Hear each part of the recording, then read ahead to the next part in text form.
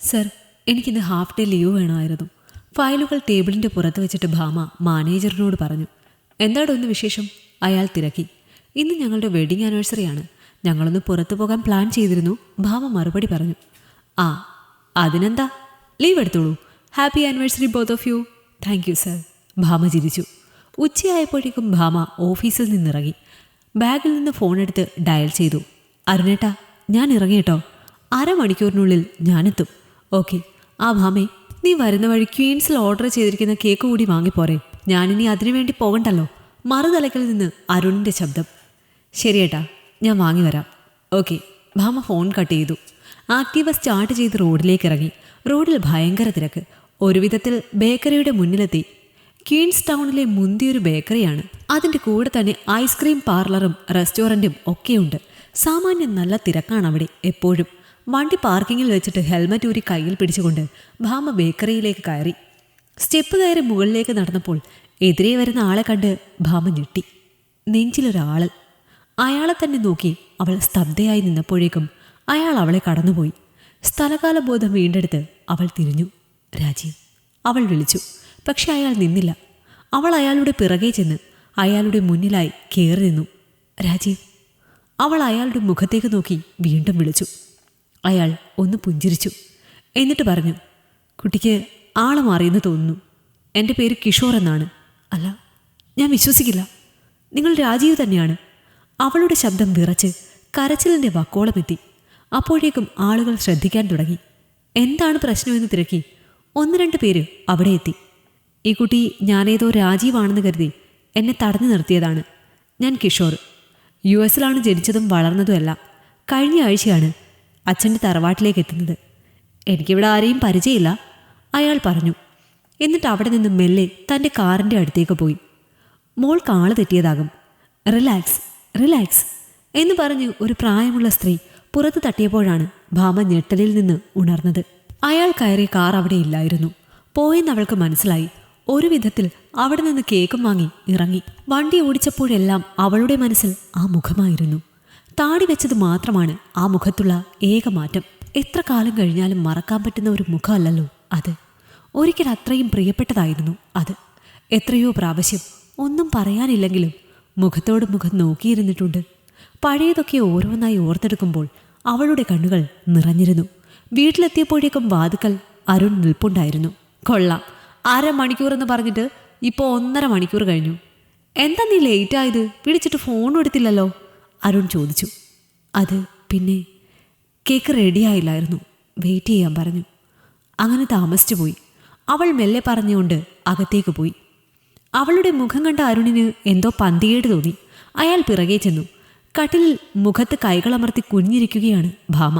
അരുൺ മെല്ലെ അവളുടെ അടുത്തിരുന്നു. എടാ, എന്താ നിനക്ക് പറ്റിയത്? കുറച്ച് മുമ്പ് വരെ സന്തോഷമായിരുന്ന നിനക്ക് ഇത്രയും സമയത്തിനിടയ്ക്ക് എന്താ സംഭവിച്ചത്? അവൾ മുഖം ഉയർത്തി അവനെ നോക്കി. എന്നിട്ട് മെല്ലെ പറഞ്ഞു, ഞാനിന്ന് രാജീവിനെ കണ്ടു. ഏത് രാജീവിനെ? നിന്റെ പഴയ ആഫെയറോ? അയാൾ മരിച്ചു പോയെന്നല്ലേ നീ പറഞ്ഞത്? അരുൺ അമ്പരപ്പോടെ അവളുടെ മുഖത്തേക്ക് നോക്കി. അങ്ങനെ തന്നെയായിരുന്നു ഞാനും വിശ്വസിച്ചത്.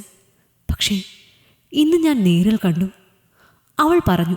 എന്നിട്ട് നിങ്ങൾ സംസാരിച്ചോ? ഇല്ല. അവൾ ബേക്കറിയിൽ സംഭവിച്ചത് മുഴുവനും അരുണിനോട് പറഞ്ഞു. ഹേയ്, അത് നിനക്ക് തോന്നിയതാകും. ആ ആക്സിഡൻറ്റിൽ അയാൾ മരിച്ചെന്ന് നീ തന്നെയല്ലേ പറഞ്ഞത്? അല്ല അരുണേട്ടാ, അത് രാജീവ് തന്നെയാണ്, എനിക്ക് ഉറപ്പുണ്ട്.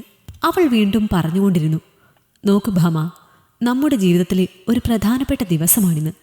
നീ പറഞ്ഞത് സത്യമാണെങ്കിൽ നാളെ നമുക്ക് അതിനെക്കുറിച്ച് അന്വേഷിക്കാം. ഇന്നത്തെ ദിവസം അതിനെക്കുറിച്ച് ചിന്തിക്കരുത് പ്ലീസ്, അരുൺ പറഞ്ഞു. ഭാമ പെട്ടെന്ന് മുഖം തിരുമ്മി എഴുന്നേറ്റു. ഏയ്, പെട്ടെന്ന് ആളെ കണ്ടപ്പോൾ എനിക്ക് എന്തോ പോലെയായിരുന്നു ഏട്ടാ, അതുകൊണ്ടാ. സോറി. സാരമില്ല, നീ പോയി കുളിച്ച് റെഡിയായി വാ. പുറത്തൊക്കെ ഒന്ന് പോയി വരുമ്പോഴേക്കും മനസ്സ് തണുക്കും. അവൾ കുളിച്ചു വന്നപ്പോൾ അരുൺ കേക്ക് ടേബിളിൽ റെഡിയാക്കി വെച്ചിരുന്നു. മുറിച്ച് പരസ്പരം ഓരോ പീസ് വായിൽ വെച്ചു കൊടുത്തു. അതിനുശേഷം അവർ പുറത്തുപോയി. രാത്രി ഹോട്ടലിൽ നിന്ന് ഭക്ഷണം കഴിച്ച് വീട്ടിൽ വന്നപ്പോഴേക്കും നേരം കുറേ വൈകിയിരുന്നു. വന്നപാടെ അരുൺ ഉറങ്ങി. അവൾക്ക് ഉറങ്ങാൻ പറ്റുന്നുണ്ടായിരുന്നില്ല. ചിന്തകൾ 6 വർഷങ്ങൾക്കപ്പുറത്തേക്ക് സഞ്ചരിക്കാൻ തുടങ്ങി. കോളേജിൽ പഠിക്കുന്ന സമയം. രാവിലെ എഴുന്നേറ്റ് പല്ലും തേച്ചുകൊണ്ട് ടെറസിൻ്റെ മുകളിൽ നിന്നപ്പോഴാണ് അപ്പുറത്തെ വീട്ടിൽ നിൽക്കുന്ന രാജീവിനെ അവൾ ആദ്യമായിട്ട് കാണുന്നത്. സുന്ദരനായ ഒരു ചെറുപ്പക്കാരൻ. ആ വീട്ടിലൊരു ചേച്ചിയും ഭർത്താവും മാത്രമാണ് താമസിച്ചിരുന്നത്. ചേച്ചിയുടെ ഭർത്താവ് ബാങ്ക് ഉദ്യോഗസ്ഥനാണ്. അയാൾ രാവിലെ പോകും. ഇതേതാ ഈ പുതിയ ആള്?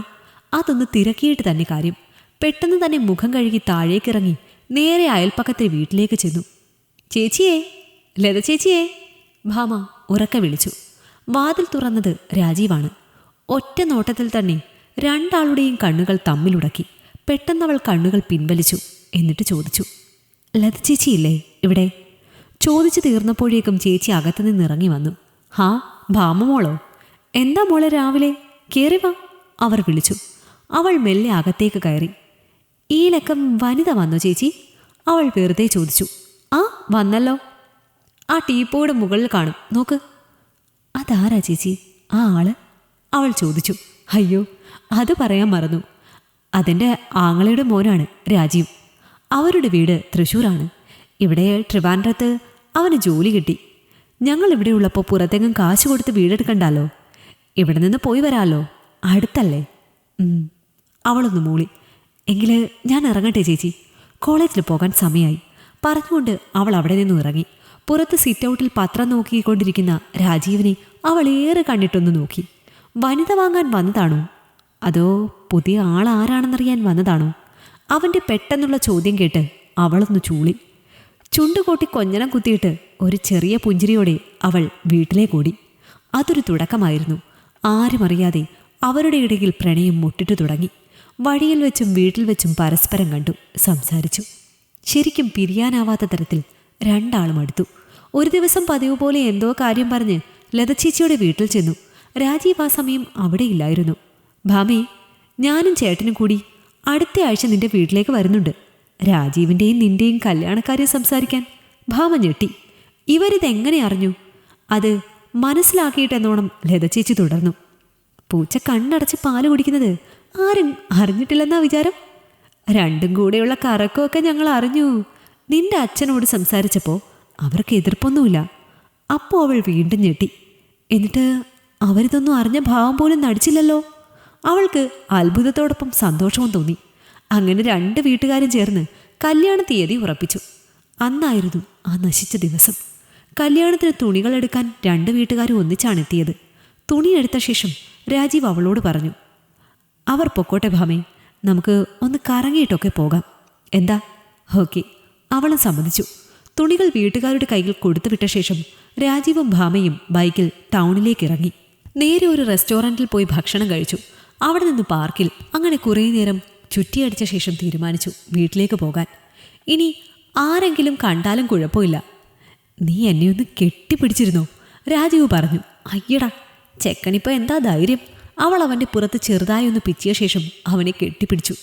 എന്തൊക്കെയോ പറഞ്ഞ് ചിരിച്ചു കളിച്ചുകൊണ്ട് മുന്നോട്ട് പോയിക്കൊണ്ടിരിക്കുമ്പോഴാണ് പെട്ടെന്ന് ആ ബസ് അതിവേഗത്തിൽ അവരെ കടന്നു പോയത്. വെട്ടിച്ചു മാറ്റാൻ ശ്രമം നടത്തിയതും ബസ്സിൻ്റെ പുറകുവശം ശക്തമായി ബൈക്കിൽ തട്ടി. ഇടിയുടെ ആഘാതത്തിൽ രണ്ടുപേരും റോഡിലേക്ക് തെറിച്ചു വീണു.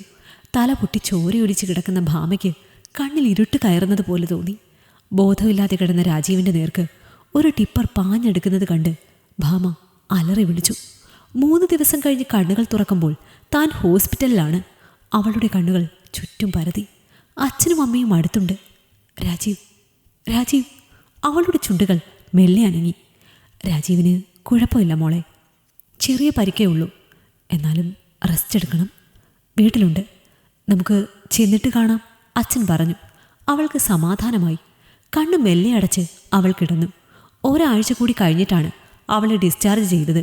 വീട്ടിലെത്തിയ ഉടനെ രാജീവിനെ കാണാൻ പോകണമെന്ന് പറഞ്ഞു. അച്ഛനും അമ്മയും ഒന്നും മിണ്ടുന്നില്ല. എന്താ അച്ഛാ, എന്താ ഒന്നും മിണ്ടാത്തത്? എൻ്റെ രാജീവ് എവിടെ? മോളെ, നീ വിഷമിക്കരുത്. രാജീവ് നമ്മളെ വിട്ടുപോയി. രക്ഷിക്കാൻ പറ്റിയില്ല. ബോഡി തൃശ്ശൂരിന് കൊണ്ടുപോയി. ബാക്കി പറഞ്ഞതൊന്നും അവൾ കേട്ടില്ല. ഒരു ഭ്രാന്തിയെപ്പോലെ അവൾ അലറി.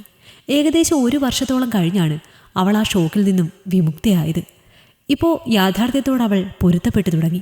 കല്യാണാലോചനകൾ പലതും വരുന്നുണ്ടെങ്കിലും അവൾ ഒന്നിനും സമ്മതിച്ചില്ല. അങ്ങനെ ഇരിക്കെയാണ് അരുണിൻ്റെ ആലോചന വരുന്നത്.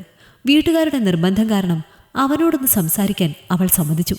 തൻ്റെ ജീവിതത്തിൽ നടന്ന സംഭവങ്ങളെല്ലാം ഭാമ അരുണിനോട് പറഞ്ഞു. ഇതെല്ലാം അറിഞ്ഞുകൊണ്ട് തന്നെയാണ് ഞാൻ വന്നത്. നോക്ക്, ഒരു പ്രണയമെങ്കിലും ഇല്ലാത്തവർ ഇന്നുണ്ടോടോ? ചിലത് വിജയിക്കും, ചിലത് പരാജയപ്പെടും. പരാജയപ്പെട്ടവർ ജീവിതകാലം മുഴുവനും അതോർത്ത് ജീവിതം നശിപ്പിക്കുന്നത് എൻ്റെ കാഴ്ചപ്പാടിൽ മണ്ടത്തരമാണ്. എന്തായാലും എനിക്ക് തന്നെ ഇഷ്ടപ്പെട്ടു. നമ്മുടെ ജീവിതത്തിൽ ഒരിക്കൽ പോലും ഈ ഒരു സംഭവം ചോദ്യം ചെയ്യപ്പെടുകയില്ലെന്ന് ഞാൻ ഉറപ്പു തരാം. താൻ ആലോചിച്ച് തീരുമാനമെടുത്തോളൂ, അരുൺ പറഞ്ഞു. അങ്ങനെ അരുണുമായുള്ള ഭാമയുടെ വിവാഹം നടന്നു. അതിനിടയ്ക്ക് ലതച്ചേച്ചിയുടെ ഭർത്താവിന് സ്ഥലം മാറ്റം കിട്ടി. അവരും മറ്റെവിടേക്കോ പോയിരുന്നു. നീ ഉറങ്ങിയില്ലേ ഭാമ ഇതുവരെ? അരുണിൻ്റെ ചോദ്യം കേട്ടാണ് ഭാമ ഓർമ്മകളിൽ നിന്ന് തിരിച്ചു വന്നത്. അവൾ ഫോണെടുത്ത് സമയം നോക്കി. 2:30 ഏട്ടാ, ഞാനൊരു കാര്യം പറഞ്ഞാൽ ദേഷ്യപ്പെടുമോ? എന്താ പറ. രാജീവിനെക്കുറിച്ച് ഒന്ന് അന്വേഷിക്കാമോ? എന്തോ മനസ്സിന് വല്ലാത്ത അസ്വസ്ഥത. നീ ഇപ്പോൾ കിടക്ക്, നേരം വെളുക്കട്ടെ, ഞാൻ അന്വേഷിക്കാം. അരുൺ അവളുടെ നേരെ തിരിഞ്ഞു കിടന്ന് കൈകൾ കൊണ്ട് ചേർത്ത് പിടിച്ചു. നേരം വെളുത്തു. രണ്ടാളും ജോലിക്ക് പോകാൻ റെഡിയായി. അവളെ ഓഫീസിലിറക്കി അരുൺ ബൈക്ക് തിരിക്കുമ്പോൾ അവൾ അവനെ ഒന്ന് നോക്കി. അത് മനസ്സിലാക്കിയിട്ടെന്നോണം അവൻ പറഞ്ഞു, ഞാൻ അന്വേഷിക്കാടാ, നീ പൊക്കോ. അത് പറഞ്ഞിട്ട് അവൻ വേഗം ബൈക്ക് ഓടിച്ചു പോയി. അരുൺ നേരെ പോയത് ഭാമയുടെ വീട്ടിലേക്കായിരുന്നു. ഹാ മോനോ? അവളെന്തേ? അമ്മ ചോദിച്ചു. അവളെ ഓഫീസിലിറക്കിയിട്ടാ ഞാൻ വന്നത്. അച്ഛനെന്തേ അമ്മേ? അകത്തുണ്ട്, വിളിക്കാം. ഉടനെ അകത്തു നിന്നും അച്ഛൻ ഇറങ്ങി വന്നു. അച്ഛാ, ഞാനൊരു കാര്യം അറിയാനാണ് വന്നത്, അരുൺ പറഞ്ഞു. അച്ഛനും അമ്മയും മുഖത്തോട് മുഖം നോക്കി. പേടിക്കണ്ട, അരുൺ ചിരിച്ചുകൊണ്ട് തുടർന്നു. അന്ന് രാജീവിന് എന്താ പറ്റിയത്? അവൻ മരിച്ചുപോയില്ലേ മോനെ? ഇനിയും നിങ്ങൾ കള്ളം പറയണ്ട അച്ഛാ. രാജീവിനെ ഭാമ ഇന്നലെ കണ്ടു. നിങ്ങൾക്ക് സത്യം അറിയാം. എന്തായാലും പറഞ്ഞോളൂ. അത് കാരണം അവൾക്കൊരു ബുദ്ധിമുട്ട് ഞാൻ ഉണ്ടാക്കില്ല മോനെ. ഇനിയൊന്നും മറയ്ക്കുന്നില്ല. അവൻ മരിച്ചില്ലായിരുന്നു അന്ന്. അന്നത്തെ ആക്സിഡൻറ്റിൽ കാര്യമായ ക്ഷതം പറ്റി ശരീരം മുഴുവൻ തളർന്നു അവൻ്റെ. ഇനി ഒരിക്കലും എഴുന്നേൽക്കില്ലെന്ന് ഡോക്ടർ വിധി എഴുതി. ആ സമയം മോൾക്ക് ബോധം വീണിട്ടില്ലായിരുന്നു. അവൾക്ക് അവനോട് വല്ലാത്ത ഇഷ്ടമായിരുന്നു. അവൻ ജീവച്ഛവമായി കിടന്നാലും അവൾ അവൻ്റെ കൂടെ ജീവിച്ചേനെ. അതുണ്ടാവാതിരിക്കാൻ ഞങ്ങളും ലതയും കൂടി ഉണ്ടാക്കിയ കഥയാണ് അവൻ മരിച്ചു എന്നത്. അങ്ങനെ പറഞ്ഞാൽ കുറച്ചുനാൾ കഴിയുമ്പോൾ അവളത് മറക്കുമെന്നും നല്ലൊരു ജീവിതം അവൾക്കുണ്ടാകുമെന്നും ഞങ്ങൾ പ്രതീക്ഷിച്ചു. ഒരച്ഛനും അമ്മയ്ക്കും അവരുടെ മക്കളുടെ ഭാവിയല്ലേ മോനെ വലുത്. അത്രയുമേ ഞങ്ങൾ ചെയ്തുള്ളൂ. പിന്നെ അവനെക്കുറിച്ചൊന്നും അറിയില്ലേ? അവനെ ഹോസ്പിറ്റലിൽ നിന്ന് നേരെ തൃശ്ശൂരിന് കൊണ്ടുപോയി. അതിനുശേഷം അവരിവിടെ നിന്ന് പോയി. പിന്നെ ഒരു വിവരവും ഇല്ല. ലത ചേച്ചിയുടെ നമ്പർ കിട്ടാൻ വഴിയുണ്ടോ? നോക്കട്ടെ മോനെ. അമ്മ അകത്ത് പോയി ഒരു ഡയറി എടുത്തുകൊണ്ട് വന്നു. ഇതിലുണ്ടെന്ന് തോന്നുന്നു, മോനൊന്ന് നോക്കിക്കേ. അവർ ഡയറി അരുണിന് നേരെ നീട്ടി. അവനത് വാങ്ങി ഒരു നമ്പർ ഫോണിൽ സേവ് ചെയ്തു. എന്നാൽ ഞാൻ ഇറങ്ങട്ടെ, ഒന്നും പേടിക്കണ്ട. ഭാമ ഇന്നും എൻ്റെ കൂടെ സന്തോഷമായിട്ടുണ്ടാകും. അരുൺ ബൈക്ക് സ്റ്റാർട്ട് ചെയ്തു പോയി. വൈകുന്നേരം ഭാമ വീട്ടിലെത്തിയപ്പോൾ അരുൺ ഡ്രസ്സ് മാറാതെ നിന്നു. ഇതെന്താ ഡ്രസ്സൊന്നും മാറാതെ? അവൾ ചോദിച്ചു. നീ വാ, നമുക്കൊരു സ്ഥലം വരെ പോകാം. എങ്ങോട്ട്? വാ, അതൊക്കെയുണ്ട്. അവൾ അവൻ്റെ കൂടെ ബൈക്കിൽ കയറി. യാത്രക്കിടയിൽ അവൾ ചോദിച്ചതിനൊന്നും അരുൺ മറുപടി കൊടുത്തില്ല. 1.5 മണിക്കൂറോളം യാത്ര ചെയ്ത് ബൈക്ക് ഒരു പഴയ വീടിൻ്റെ മുന്നിലെത്തി. ബൈക്ക് സ്റ്റാൻഡിൽ വെച്ചിട്ട് അരുൺ മുന്നോട്ട് നടന്നു. ഒന്നും മനസ്സിലാവാതെ കൂടെ ഭാമയും. പുറത്തേക്കിറങ്ങി വന്ന ആളെ കണ്ട് ഭാമ ഞെട്ടി. ലത ചേച്ചി. മോളെ എന്ന് വിളിച്ചവർ ഓടി വന്ന് കെട്ടിപ്പിടിച്ചു. എത്ര നാളായി എൻ്റെ മോളെ കണ്ടിട്ട്. അവരുടെ കണ്ണുകൾ നിറഞ്ഞിരുന്നു. ഭാമയും വിങ്ങിപ്പൊട്ടി. അകത്തേക്ക് കയറിയ ഭാമയുടെ കണ്ണുകൾ പരതി. അത് മനസ്സിലാക്കിയ ലത ചോദിച്ചു, മോള് രാജീവിനെ കണ്ടു അല്ലേ? അവളുടെ കണ്ണുകൾ വിടർന്നു. എവിടെ ചേച്ചി രാജീവേട്ടൻ? അവൾ കരഞ്ഞുകൊണ്ട് ചോദിച്ചു. അപ്പോഴേക്കും അകത്തെ മുറിയിൽ നിന്ന് രാജീവ് ഇറങ്ങി വന്നു. അയാളെ കണ്ടതും ഭാമയുടെ കാലിൽ നിന്നൊരു പെരുപ്പുണ്ടായി. രാജീവേട്ട. അവളുടെ ചുണ്ടുകളിൽ നിന്ന് നേർത്തൊരു ശബ്ദമുണ്ടായി. രാജീവ് അവളെയും അരുണിനെയും നോക്കി ഒന്ന് പുഞ്ചിരിച്ചു. ഇരിക്കുമാഷേ. നീ ഇരിക്കു ഭാമേ, രാജീവ് പറഞ്ഞു. അരുൺ സെറ്റിയിലിരുന്നു. ഭാമ ഇരിക്കാതെ എന്താണ് സംഭവിക്കുന്നതെന്നറിയാതെ രാജീവിനെ ഉറ്റുനോക്കിക്കൊണ്ട് ലതയുടെ കൂടെ നിന്നു. ശരിയാണ്, ഭാമ അന്ന് കണ്ടത് എന്നെയാണ്. അവൾ കയറി വരുന്നത് ഞാൻ കണ്ടിരുന്നു. പക്ഷെ ഒളിക്കാൻ കഴിഞ്ഞില്ല. അവളിൽ നിന്ന് ഒഴിഞ്ഞു പോകാൻ എനിക്ക് രാജീവ് അല്ലെന്ന് പറയേണ്ടി വന്നു. എന്താണ് ശരിക്കും സംഭവിച്ചത്? അരുൺ ചോദിച്ചു. അന്നത്തെ ആക്സിഡൻറ്റ് കഴിഞ്ഞ് എൻ്റെ ശരീരം പൂർണ്ണമായും തളർന്നു. ഇനിയൊരു ഉയർത്തെഴുന്നേൽപ്പ് ഇല്ലെന്ന് എല്ലാവരും പറഞ്ഞു. 3 വർഷം ഒരേ കിടപ്പ്. ഇടയ്ക്കെപ്പോഴോ എന്നെ കാണാൻ വന്ന ഒരു സുഹൃത്താണ് എൻ്റെ വിരലിൽ അനക്കം കണ്ടത്. വീണ്ടും ഹോസ്പിറ്റലിൽ അഡ്മിറ്റ് ചെയ്തു. പ്രതീക്ഷയ്ക്ക് വകയുണ്ടെന്ന് ഡോക്ടേഴ്സ് പറഞ്ഞു. പിന്നീടുള്ള ചികിത്സയിൽ 1.5 വർഷം കൊണ്ട് എനിക്ക് എഴുന്നേറ്റ് നടക്കാൻ കഴിഞ്ഞു. നിരന്തരമായ ശ്രമങ്ങൾക്കൊടുവിൽ എനിക്ക് പഴയ ആരോഗ്യം തിരിച്ചു കിട്ടി. ഇതെൻ്റെ പുനർജന്മമാണ്. അരുണും ഭാമയും അന്തം വിട്ടിരിക്കെ രാജീവ് തുടർന്നു. നിങ്ങളുടെ വിവാഹം കഴിഞ്ഞെന്നറിഞ്ഞതുപോലും വർഷങ്ങൾക്ക് ശേഷമാണ്. ഞാൻ മരിച്ചുപോയി എന്നാണ് നിന്നെ വിശ്വസിപ്പിച്ചിരിക്കുന്നതെന്നും അമ്മായി പറഞ്ഞാണ് അറിഞ്ഞത്. അത് നന്നായെന്ന് എനിക്കും തോന്നി. അനങ്ങാൻ പോലും ആവാതെ കിടക്കുന്ന ഒരാൾക്ക് വേണ്ടി മറ്റൊരാളുടെ ജീവിതവും നശിച്ചു പോയില്ലല്ലോ. അതിലെനിക്ക് സന്തോഷമുണ്ട്. ആ പഴയ ജോലി എനിക്ക് വീണ്ടും കിട്ടി. അങ്ങനെയാണ് ഞാൻ വീണ്ടും ഇവിടേക്ക് വന്നത്. നമ്മൾ തമ്മിൽ ഇനി ഒരിക്കലും കാണരുതെന്ന് ഞാൻ വിചാരിച്ചു. കുറേ പ്രാവശ്യം നിന്നെ ഞാൻ കണ്ടു. പക്ഷേ മുന്നിൽ വരാതെ ഒഴിഞ്ഞുമാറി നടന്നത് മനഃപൂർവ്വമാണ്. പക്ഷേ ഇപ്രാവശ്യം നീ എന്നെ കണ്ടു. രാജീവ് ചിരിച്ചു. ഇന്നലെ മുതൽ ഇവൾക്ക് ഒരു സമാധാനവും ഇല്ല. അതുകൊണ്ട് സത്യം കണ്ടുപിടിക്കാൻ വേണ്ടി ഞാൻ തന്നെ ഇറങ്ങേണ്ടി വന്നു, അരുൺ പറഞ്ഞു. അതേതായാലും നന്നായി. ശുഭകരമായ ഒരു അന്ത്യം ഉണ്ടായല്ലോ. പിന്നെ ഞാനിന്ന് ഒറ്റയ്ക്കല്ല കേട്ടോ. രാജീവ് പിറകിലേക്ക് മുഖം തിരിച്ചു. അശ്വതി, അയാൾ വിളിച്ചു. അരുണിൻ്റെയും ഭാമയുടെയും കണ്ണുകൾ ഒരുപോലെ അവിടേക്ക് പോയി. അകത്തുനിന്നും ഒരു പെൺകുട്ടി ഇറങ്ങി വന്നു. ഇത് അശ്വതി, എൻ്റെ ഭാര്യ. ഇപ്പോൾ പ്രഗ്നൻ്റാണ്. നിനക്കിതാരാണെന്ന് മനസ്സിലായോ? രാജീവ് ചോദിച്ചു. അവൾ തലയാട്ടി. എങ്കിൽ പറ. ഏട്ടൻ പറഞ്ഞിട്ടുണ്ടല്ലോ ഭാമയെക്കുറിച്ച്. അങ്ങനെ അറിയാം. ഭാമ വേഗം അവളുടെ അടുത്തെത്തി. രണ്ടാളും കൂടി അകത്തെ മുറിയിലേക്ക് നടന്നു. രാജീവ് അരുണിന് നേരെ നോക്കി. അരുൺ, എന്നോട് ക്ഷമിക്കണം. എനിക്കറിയാം അരുൺ നല്ലൊരു ഭർത്താവാണ്. ഞങ്ങൾ തമ്മിലുള്ള ബന്ധം അറിഞ്ഞിട്ടും അവളെ വിഷമിപ്പിക്കാതെ അവൾക്കൊരു ജീവിതം കൊടുത്തു. എല്ലാ സപ്പോർട്ടും കൊടുത്തു. ഇപ്പോൾ എന്നെ വീണ്ടും കണ്ടെന്നവൾ പറഞ്ഞിട്ടും ഒരു ദേഷ്യവും കാണിക്കാതെ അവളുടെ കൂടെ നിന്നു. തൻ്റെ മനസ്സിൽ നന്മയുണ്ടടോ. അതാണ് അവൾക്ക് കിട്ടാവുന്ന ഏറ്റവും വലിയ ഭാഗ്യം. ഞാനൊരിക്കലും നിങ്ങളുടെ ജീവിതത്തിൽ ഒരു ശല്യമാവില്ല. എൻ്റെ ഭാര്യയും നിങ്ങളെപ്പോലെയാണ്. ഭാമയും ഞാനും തമ്മിലുണ്ടായിരുന്ന ബന്ധം അവളോട് പറഞ്ഞിട്ടുണ്ട്. അവളെന്നെ പലപ്പോഴും ആശ്വസിപ്പിച്ചു. ഇന്ന് ഞാൻ അവൾക്കും അവൾക്ക് ഞാനുമാണ് വലുത്. അറിയാൻ രാജീവ്, പരസ്പരം തുറന്നു പറയുന്നിടത്തെ സമാധാനവും സന്തോഷവും ഉണ്ടാകും. ക്ഷമിക്കാനും പൊറുക്കാനും കഴിയില്ലെങ്കിൽ നമ്മളൊക്കെ മനുഷ്യരാണെന്ന് പറഞ്ഞിട്ട് നടന്നിട്ട് എന്താ കാര്യമല്ലേ? അതുതന്നെ. രാജീവ് ചിരിച്ചു. ഒപ്പം അരുണും. അപ്പോഴേക്കും മുറിയിൽ നിന്ന് ഭാമയും അശ്വതിയും ഇറങ്ങി വന്നു. അവരുടെയും മുഖത്ത് ചിരിയുണ്ടായിരുന്നു. അപ്പോൾ ദൈവകൃപയാൽ എല്ലാം ഭംഗിയായി അവസാനിച്ചു അല്ലേ? എല്ലാം കണ്ടും കേട്ടു നിന്ന ലത ചോദിച്ചു. ഉവ്വ്, ചാവാത്തവരെ കൊല്ലുന്ന ആൾക്കാരാ നിങ്ങൾ. ഭാമ അത് പറഞ്ഞപ്പോൾ അവിടെ ഒരു കൂട്ടച്ചിരി ഉയർന്നു. അവിടെ നിന്ന് യാത്ര പറഞ്ഞിറങ്ങുമ്പോൾ വലിയൊരു പേമാരി പെയ്തു തോർന്ന പ്രതീതിയായിരുന്നു ഭാമയുടെ മനസ്സിൽ. ഭാമേ, ബൈക്ക് ഓടിച്ചുകൊണ്ടിരുന്ന അരുൺ പുറകോട്ട് നോക്കി വിളിച്ചു. എന്തോ? അവൾ വിളി കേട്ടു. ഒന്നുകൂടെ പ്രേമിക്കുന്നു രാജീവിനെ? അയ്യടാ, എന്നിട്ട് വേണം ആ പാവം പെണ്ണും അവർക്കുണ്ടാകാൻ പോകുന്ന കുഞ്ഞുവാവയും എൻ്റെ ഈ പുന്നാര ഏട്ടനും അനാഥരാവാൻ. അങ്ങനെ ഇപ്പോൾ സുഖിക്കണ്ട കേട്ടോ. അത് പറഞ്ഞുകൊണ്ട് ഭാമ അരുണിൻ്റെ പിറകിൽ നിന്ന് കെട്ടിപ്പിടിച്ചു. ഈ കഥ നിങ്ങൾക്കിഷ്ടമായെങ്കിൽ ലൈക്ക് ചെയ്യൂ. നിങ്ങളുടെ അഭിപ്രായങ്ങൾ കമൻ്റായി രേഖപ്പെടുത്തൂ. കൂടുതൽ കഥകൾ കേൾക്കാൻ ഈ ചാനൽ സബ്സ്ക്രൈബ് ചെയ്യൂ.